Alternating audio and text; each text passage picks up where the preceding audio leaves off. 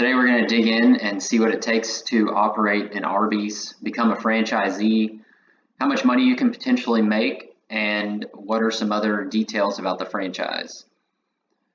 Most first pages of a franchise disclosure document look about the same. We'll scroll down to the bottom here and see when it was produced. March 25th of 2021. So that tells us that this data is fresh through the end of 2020 in all likelihood. If you want to take a look at the Arby's website, arbys.com. Arby's is owned by Inspire Brands, which is the same owner of brands like Dunkin' Donuts and Sonic. Most franchise disclosure documents will also start out with the total investment necessary, and you'll see Arby's here is no different. Total estimated costs anywhere from $637,000 to $2.3 million. That's a pretty wide range, but not uncommon for what you'll see in a franchise disclosure document. Most of the time when you have a range that's that big, there's either multiple formats, so there could be a freestanding format, there could be something that's an inline format within a shopping center, but a lot of times that big delta in cost is driven by, do you lease or own the real estate? And so obviously, if you're going to buy the real estate or build the real estate, there will be a much bigger cost associated with building. That said, there will also be a different profitability profile if you decide to own the real estate. You can pay rent to yourself or just have higher EBITDA for the business. So to get started, jumping into page 2, another common thing that you'll see in most franchise disclosure documents, an overview of how much you'll earn, how much you will invest, and then just other different characteristics. They point these questions out on every franchise disclosure document because these are really the main things that people are going to want to know. The first two being, how much money will you make? And the second, what will the investment look like? So we will kind of jump through various topics today. Some we will stop on in more detail. Some we will just gloss over. Feel free to pause the video and take a deeper look at any of them that you're interested in. So first up, we're going to jump down to litigation history. I'm not an attorney, but if you are pursuing a transaction or even looking to become a franchisee, you should definitely look into this litigation profile. I will not speak to any of these items. Feel free to pause and read for yourself. Or if you pursue this transaction, have an attorney review for you as well. But item 3, common in all franchise disclosure documents. Next up, we are going to jump on to the expected cost and fees. Those are items 5, 6, and 7 in all franchise disclosure documents. So starting out here with other fees. These are the same fees and types of fees that you'll see across any franchise brand. Starting out with royalties. Royalties is just the fee that you pay back to the franchisor.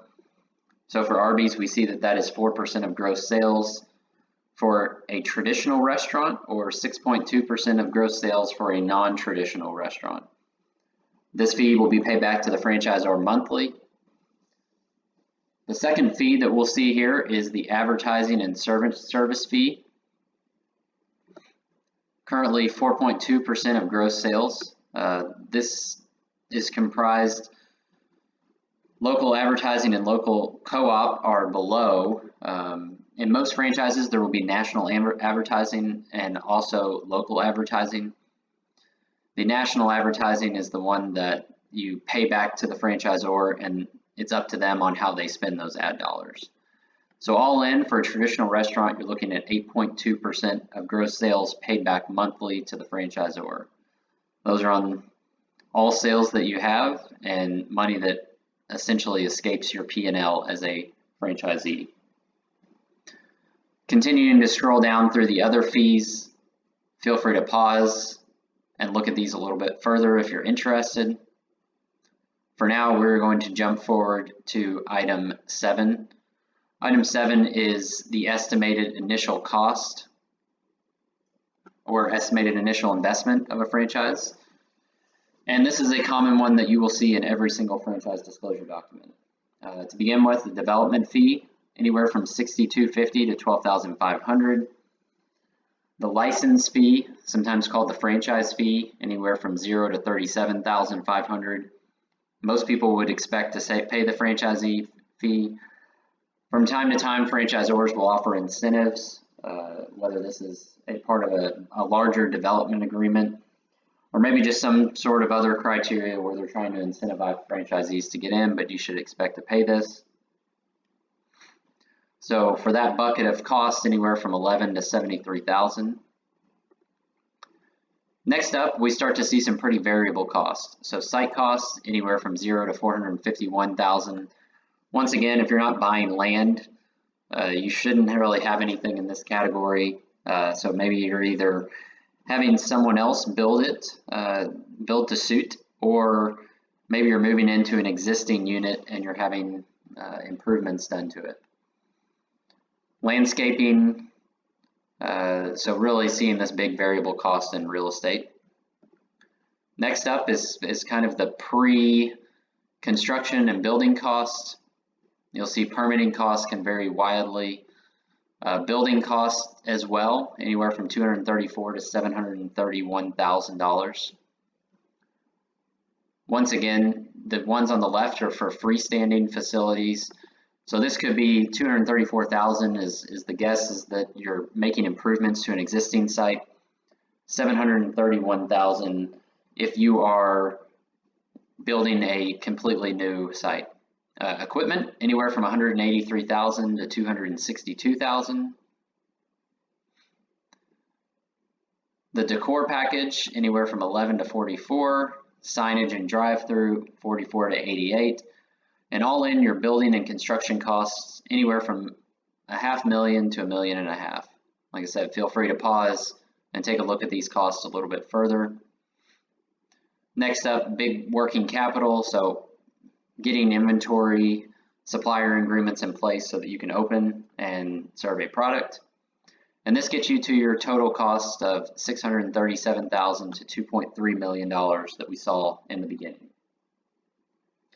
Next up, we're going to jump to franchise territory.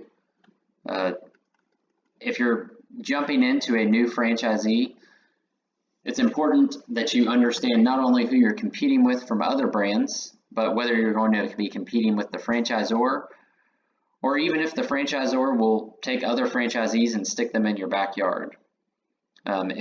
So you'll see here, if you wish to open one or more Arby's restaurants, you need to sign a development agreement before you sign an individual license agreement. This gives you certain rights.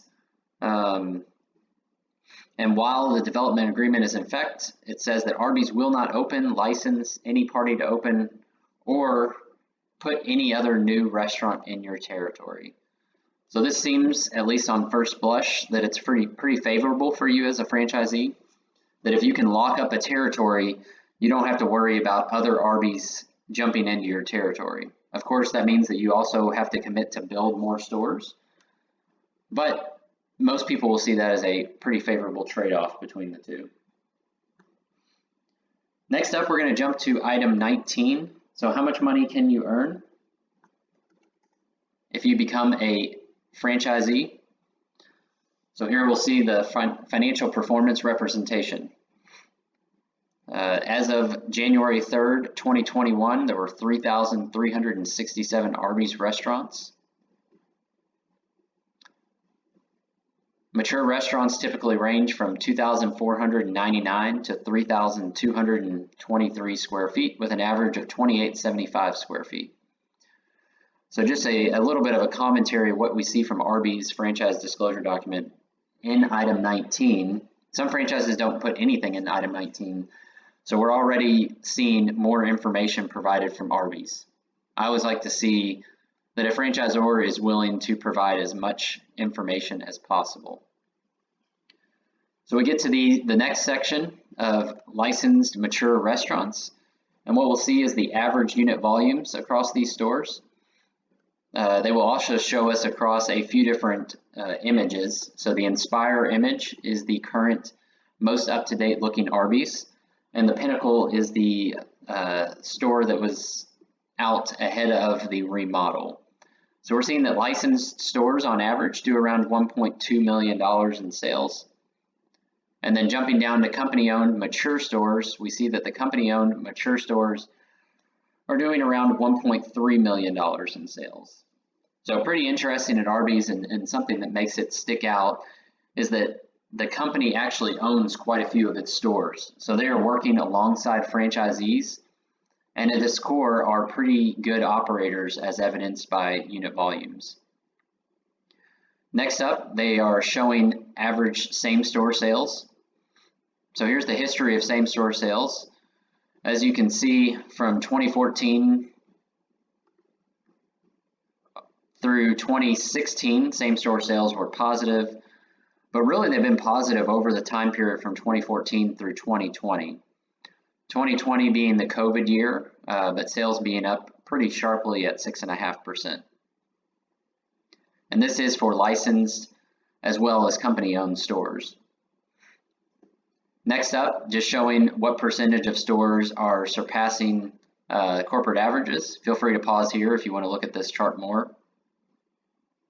But really what we're seeing is a lot of data shared from Arby's. Next up, 2020 P&L data for Arby's restaurants. They are showing us 1,100 stores, and you'll see gross sales here.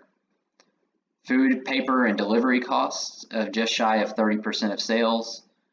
Total payroll also just shy of 30% in sales. So prime costs are food, paper, and labor, less than 60%. So it's kind of a good benchmark for restaurants as you evaluate them. As I mentioned, feel free to pause here and take a little bit deeper look at what the profitability can be expected to see. And then down to the bottom line, restaurant EBITDAR from 2019 to 2020, 19 through 20 to 22%, anywhere from 246,000 to 303,000 of restaurant level EBITDAR. EBITDAR includes rent in the EBITDA calculation. This is a standardized metric as real estate costs can vary from location to location. For an Arby's, you probably would expect to see somewhere in the ballpark of 6 to 7% of sales for that. And so you would be looking at probably 13 to 15% restaurant level EBITDA for Arby's stores.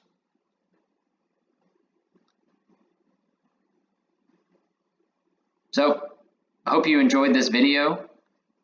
A lot of information was given by Arby's on the financial data. Feel free to like and subscribe if you want to see more videos like this, more franchise reviews.